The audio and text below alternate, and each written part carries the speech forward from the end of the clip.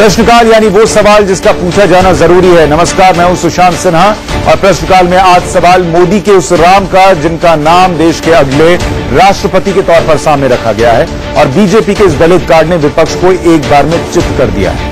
हम ऐसा क्यों कह रहे हैं आपको विस्तार से समझाएंगे, लेकिन उसके पहले बताते हैं कि बात मोदी के किस राम की कर रहे हैं। बात रामनाथ कोविंद की, जो बिहार के मौजूदा गवर्नर हैं और अब एनडीए के राष्ट्रपति पद के उम्मीदवार भी हैं। कौन है कोविंद और कोविंद ही क्यों, ये आपको समझाएं उससे पहले दो तस्वीरें देखिए। एक तस्वीर रामनाथ कोविंद के गांव की है जो कानपुर में है।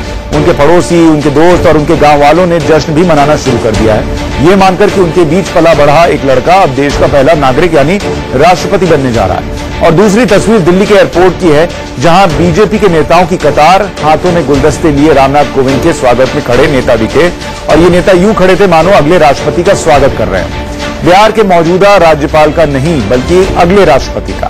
तस्वीरें बहुत कुछ कहती हैं और ये तस्वीर भी साफ साफ बता रही है कि बीजेपी मान चुकी है कि विपक्ष कोई भी नाम सामने रखे, देश के अगले राष्ट्रपति तो रामनाथ कोविंद ही होने जा रहे हैं।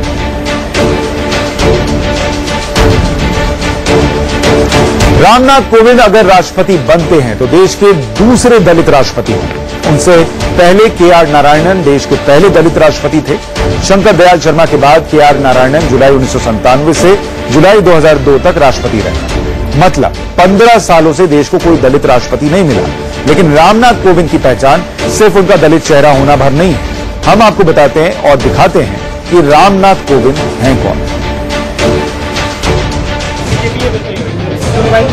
1.5 घंटे के भीतर बीजेपी ने अपना राष्ट्रपति उम्मीदवार जिसे चुना वो दलित चेहरा रामनाथ कोविंद हैं। बीजेपी पार्लियामेंट्री बोर्ड की बैठक दोपहर 12:30 बजे शुरू हुई और 2 बजे खबर आई कि रामनाथ कोविंद बीजेपी के उम्मीदवार होंगे।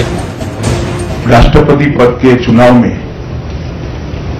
एनडीए के प्रत्याशी के रूप में आज श्री रामनाथ कोविंद गवर्नर बिहार का नाम तय किया गया है। 71 साल के कोविंद की पहचान दलित नेता की रही है। कानपुर में पैदा हुए रामनाथ कोविंद 2 बार बीजेपी अनुसूचित मोर्चा के राष्ट्रीय अध्यक्ष और प्रवक्ता रह चुके हैं। छात्र जीवन में अनुसूचित जाति जनजाति के हक की आवाज उठाई। वकील रहते उन्होंने गरीब दलितों के लिए मुफ्त में कानूनी लड़ाई लड़ी।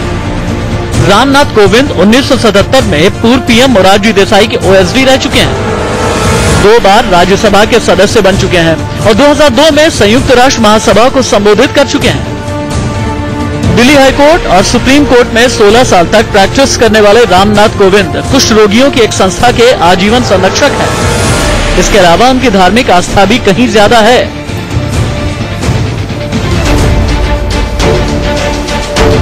रामनाथ कोविंद वो शख्सियत हैं जो जमीन से उठे और ऊंचाइयां छूं।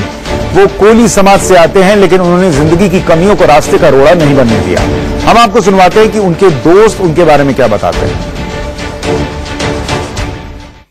ये बताइए, आपने कोविंद साहब के साथ कब पढ़ाई की थी? वो जो है बहुत पहले जो है हम लोग जो 6-7 साल के थे, 5-6 साल के, तब ये पढ़ाई करते थे यहीं गांव में। अच्छा, हाँ।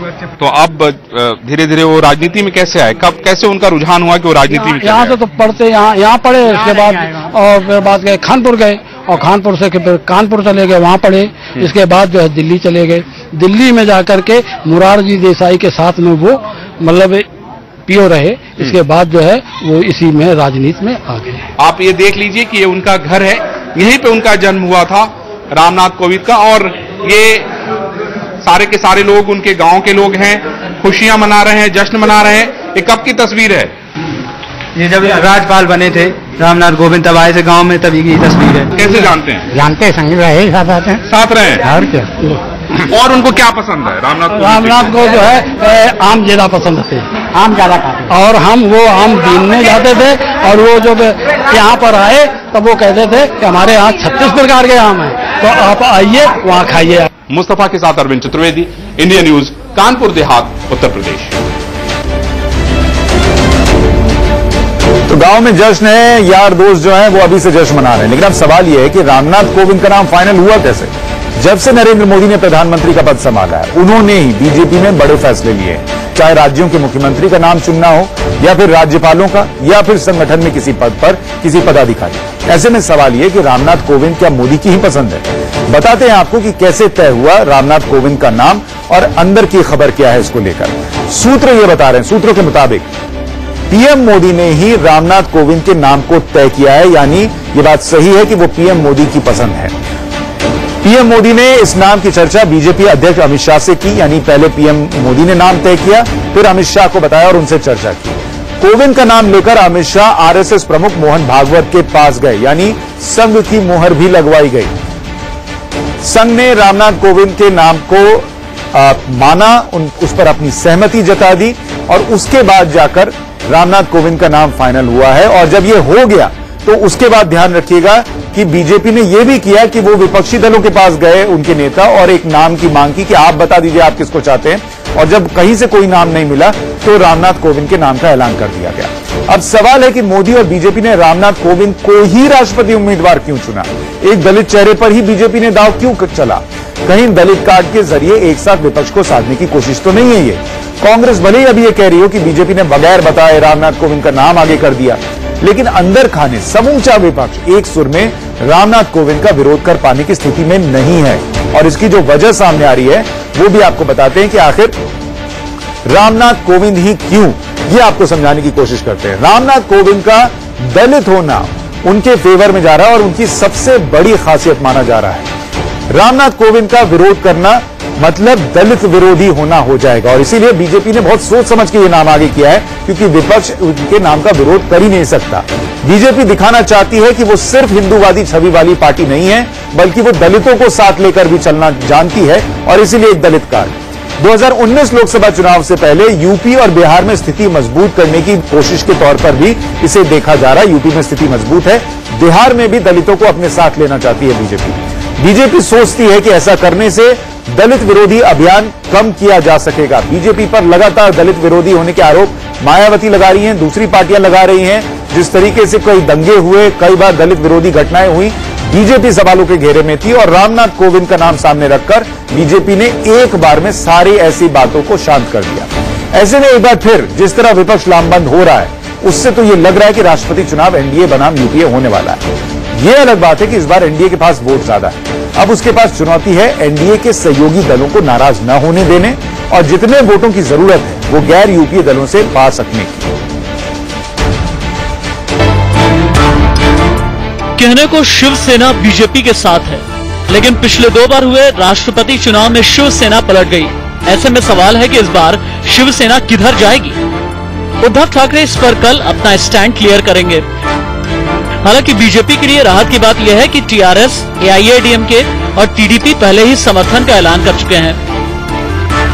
इधर सुगबुगाहट है कि 22 जून को होने वाली बैठक में विपक्ष अपने उम्मीदवार का नाम भी सामने रख सकता है। दलित होने के नाते इनके प्रति हमारी पार्टी का स्टैंड नकारात्मक तो नहीं हो सकता है, अर्थात सकारात्मक ही रहेगा, बशर्ते यदि विपक्ष ने या विपक्ष से इस पद के लिए अन्य कोई दलित वर्ग का इनसे अधिक लोकप्रिय व काबिल उम्मीदवार चुनाव के मैदान में नहीं उतरता है।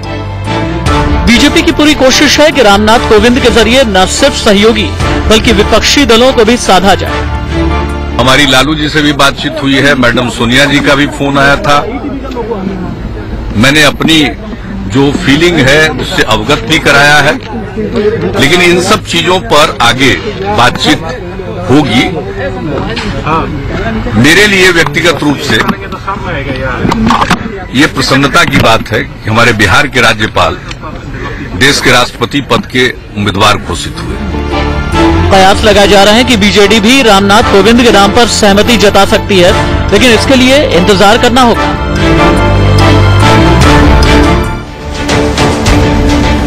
यानी बीजेपी और एनडीए के पास नंबर तो हो सकता है, लेकिन विपक्ष अपना उम्मीदवार उतारेगा तो सर्वसम्मति से नहीं, चुनाव के जरिए अगला राष्ट्रपति चुना जाएगा। हिंदुस्तान के इतिहास में अब तक एक बार ही ऐसा हुआ है जब राष्ट्रपति को निर्विरोध चुन लिया गया। नीलम संजीवा रेड्डी ही एकमात्र राष्ट्रपति ऐसे थे जिनके सामने कोई उम्मीदवार नहीं था। वजह थी जांच में रिटर्निंग ऑफिसर ने रेड्डी के अलावा सभी 36 उम्मीदवारों का पर्चा रद्द कर दिया। तो बड़ा सवाल यही है कि क्या रामनाथ कोविंद को लेकर बीजेपी आम सहमति बना पाएगी? क्या शिवसेना और विपक्षी दल बीजेपी के दलित उम्मीदवार रामनाथ कोविंद पर अपनी मुहर लगा पाएंगे? आपको पिछले 2 चुनावों का इतिहास समझाते हैं कि अगर आप पिछले 2 राष्ट्रपति चुनाव देखिएगा तो आपको समझ में आ जाएगा कि हर बार कैसी स्थिति बनी है। पिछला चुनाव देखिए, प्रणब मुखर्जी ने पीए संगमा को हराया था। प्रणब मुखर्जी यूपीए के उम्मीदवार थे और पीए संगमा जो है वो विपक्ष के उम्मीदवार थे। प्रणब मुखर्जी को 7,13,763 वोट मिले थे, जबकि पीए संगमा को 3,15,987 वोट मिले थे। प्रणब मुखर्जी के अलावा यूपीए के अलावा BSP, Samajwadi party, CPM, JDU और शिवसेना का समर्थन भी प्रणब मुखर्जी को मिला था। ऐसे में प्रणब मुखर्जी राष्ट्रपति बन गए थे। उससे एक बार और पहले जाइए तो प्रतिभा पाटिल राष्ट्रपति बनी थी, लेकिन आसानी से नहीं। प्रतिभा पाटिल ने एनडीए के भैरों सिंह शेखावत को चुनाव में हराया था। प्रतिभा पाटिल को 6,38,116 वोट मिले थे, जबकि भैरों सिंह शेखावत को 3,31,306 वोट मिले थे और इसीलिए प्रतिभा सिंह पाटिल जो है वो देश की राष्ट्रपति बनी थी। यूपीए पार्टियों के अलावा लेफ्ट पार्टीज, बीएसपी, डीएमके और शिवसेना का समर्थन तब मिला था प्रतिभा पाटिल को। यानी एक बात बहुत साफ है कि जिस तरीके की स्थिति रही है उसमें चुनाव होते रहे हैं और उसमें कई पार्टियों का समर्थन मिला। अब बीजेपी को सिर्फ 17,000 या एनडीए को 17,000 के करीब वोट कम पड़ रहे हैं, जो उसको आसानी से मिल जाएंगे, ये माना जा रहा है। विपक्ष सवाल पूछ रहा है कि बिना सहमति के बीजेपी ने राष्ट्रपति उम्मीदवारी के लिए रामनाथ कोविंद का नाम कैसे फाइनल कर दिया। बताया जा रहा है कि पीएम ने बोर्ड मीटिंग से सोनिया गांधी को एनडीए उम्मीदवार के बारे में बता दिया था, जबकि वेंकैया नायडू ने बीजेपी के सीनियर नेताओं आडवाणी और मुरली मनोहर जोशी को कोविंद के नाम के बारे में जानकारी दी और ये फैसला लेने के पहले हुआ। ऐसे में सवाल है कि आडवाणी कहां पीछे रह गए? जो नाम पिछले कई दिनों से चर्चा में था वो अचानक कहां गायब हो गए? आपको बताते हैं कि आडवाणी समेत उन नेताओं के पीछे रह जाने की बड़ी वजह क्या है और नाम रेस में थे कौन कौन, इसको भी देख लीजिए आप। यानी रामनाथ कोविंद ने किनको पछाड़ा है वो देखिए। लाल कृष्ण आडवाणी का नाम है। आडवाणी पर बाबरी केस में आरोप तय हो चुका है और इसीलिए बीजेपी उनका नाम आगे नहीं रख पाई। मोहन भागवत, जो कि शिवसेना की भी पसंद थे, संघ प्रमुख ने खुद राष्ट्रपति उम्मीदवार बनने में दिलचस्पी नहीं दिखाई और चूंकि वो संघ से जुड़े हैं, संघ के प्रमुख हैं, तो बहुत सारे दल उनका विरोध कर सकते थे। एक और नाम जो बहुत तेजी से आगे आ रहा था वो सुषमा स्वराज का था, लेकिन मोदी सरकार में विदेश मंत्रालय की महत्वपूर्ण जिम्मेदारी उनके पास है और ऐसे में मोदी जी यानी प्रधानमंत्री मोदी उन्हें अपने कैबिनेट से नहीं जाने देना चाहते थे। सुमित्रा महाजन एक और नाम है, लोकसभा की स्पीकर है और वो बीजेपी की दमदार महिला को ही बनाए रखना चाहती थी बीजेपी स्पीकर के तौर पर, इसीलिए उन्हें राष्ट्रपति बनाने के लिए आगे नाम नहीं रखा गया। लेकिन हमने जो नाम अभी आपको बताए, ऐसा नहीं है कि उनके नाम की चर्चा हुई नहीं हुई या हुई नहीं होगी, लेकिन रामनाथ कोविंद का नाम बीजेपी फाइनल करेगी। इसका अंदाजा शायद ही किसी को था। पीएम मोदी को अच्छी तरह जानने वाले कहते हैं कि वो लीक से हटकर फैसले लेने वालों में से हैं और ऐसा एक बार नहीं बल्कि कई मौकों पर हुआ है। आपको कुछ नाम बताते हैं जिनकी उम्मीद रामनाथ कोविंद की तरह ही किसी को नहीं थी, लेकिन फिर उनको पद मिल गया।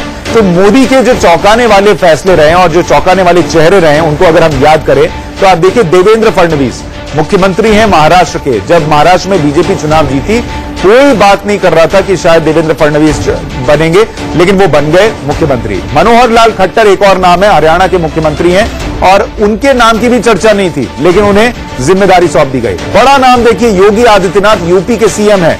पीएम मोदी के अलावा किसी को नहीं पता था कि योगी आदित्यनाथ सीएम बनने जा रहे हैं और अचानक उन्हें मौका मिला।